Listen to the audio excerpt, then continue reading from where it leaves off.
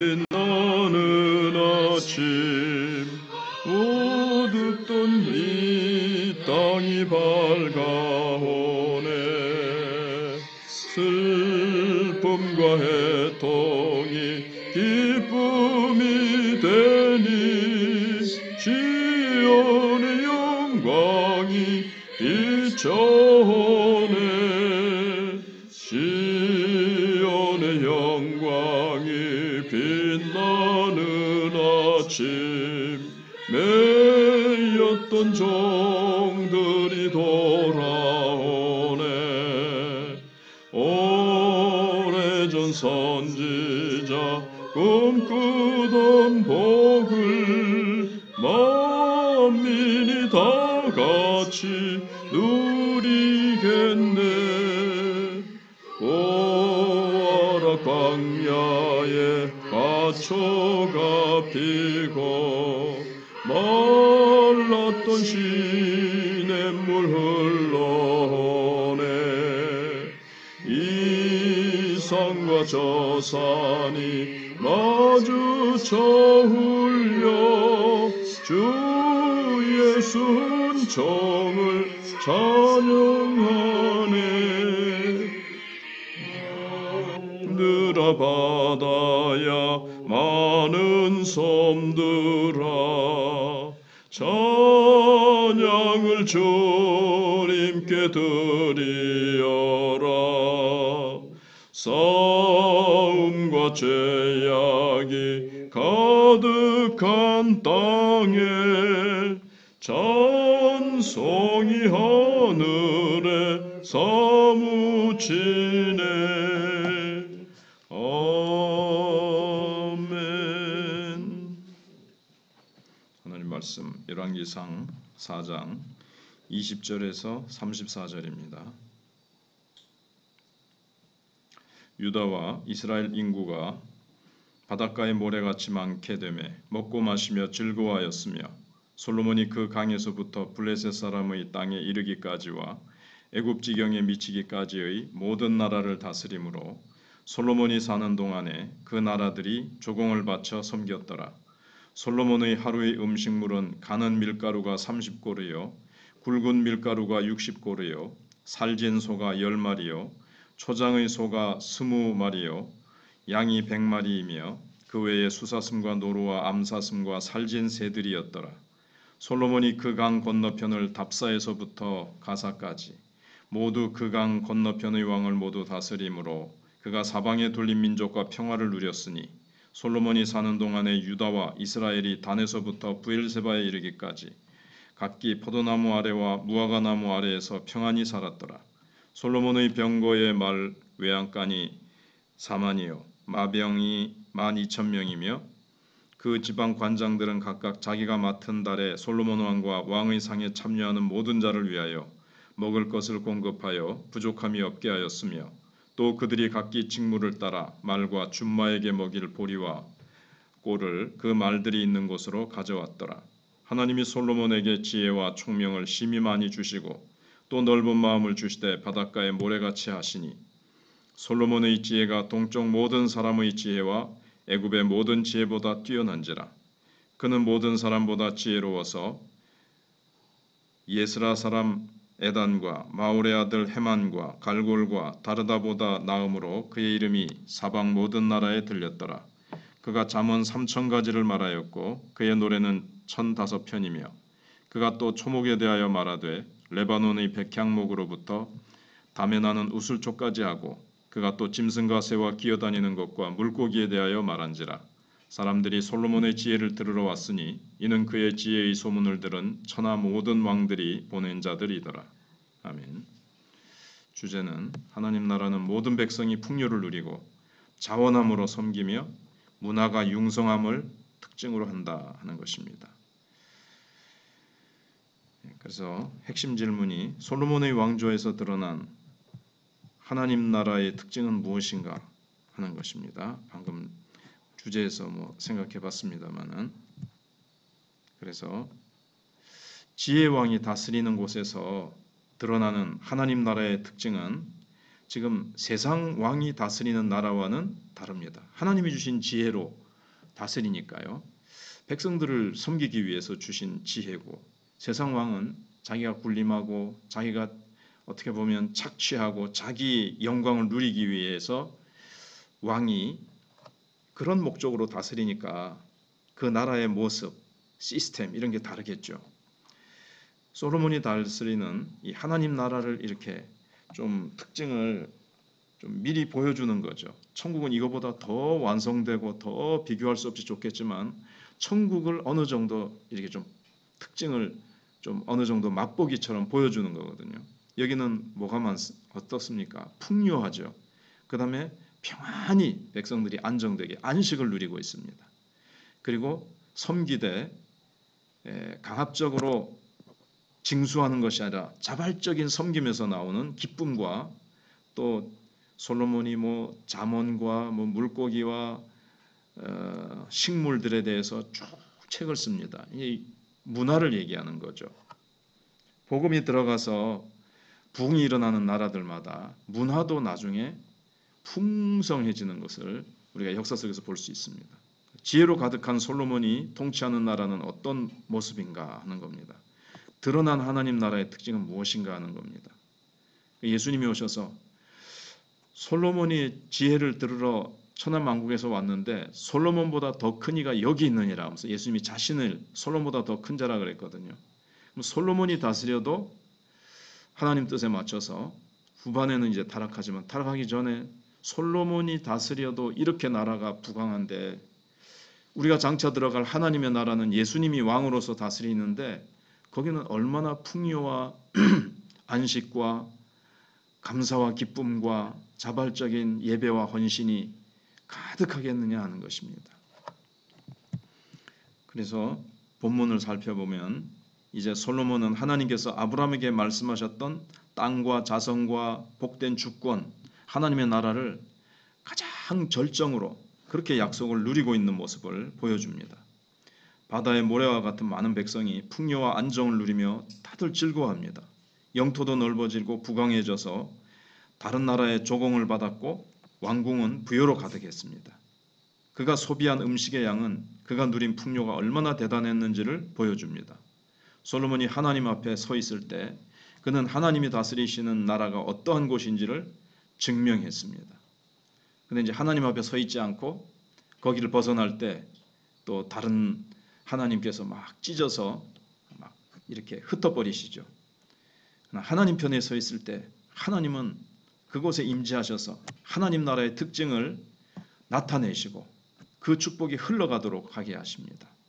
그래서 세상의 부는 지배층에 집중되지만 하나님의 나라는 모든 백성이 함께 풍요와 안식을 누립니다. 그러니까 생명력이 충일한 복의 나라이기 때문에 그렇습니다. 그다음에 이제 자원함에서 난 기쁨을 여기서 보여줍니다. 지방 관장들은 자기가 맡은 달이 오면 솔로몬 왕과 그의 상에 참여하는 모든 자를 위해 먹을 것을 막 공급합니다.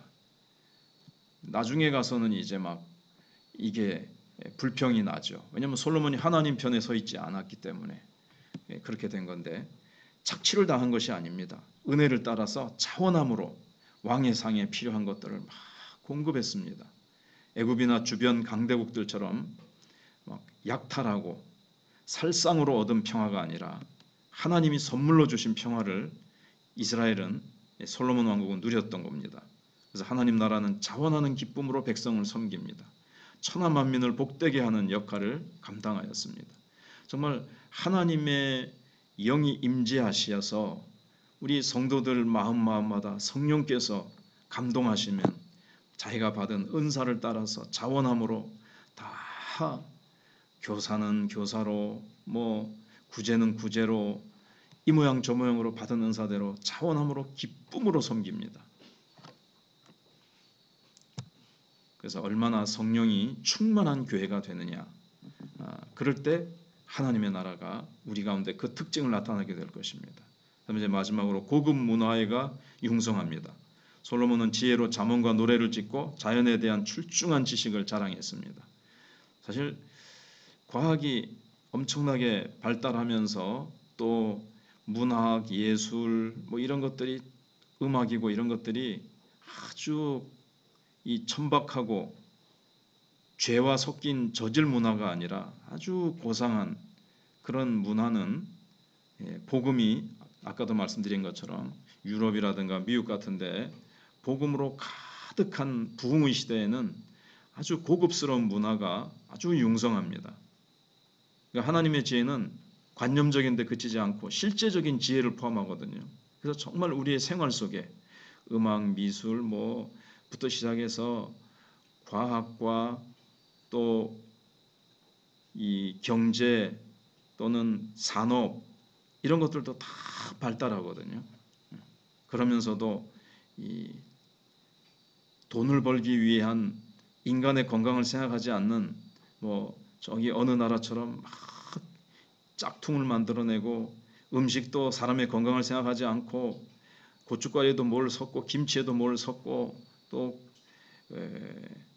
가방에 있는 무엇을 만들더라도 막 엉터리로 만들어내는 것이 아니라 정말 하나하나 장인 정신을 불어넣어서 또 사람의 건강을 생각하고 자연의 공해를 일으키지 않는 방향으로 아주 그렇게 자연 친화적으로 만들어내는 이런 정신이 다 기독교가 융성한 나라에서 그렇게 해나가는 것을 봅니다.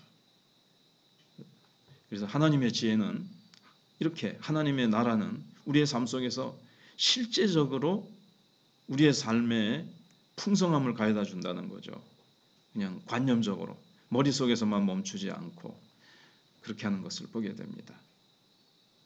그래서 이 하나님이 주시는 지혜는 우리의 삶의 질을 높이고 우리의 인생의 의미와 또 목적을 더 높여서 아름답고 복된 삶을 살도록 그렇게 만들어줍니다.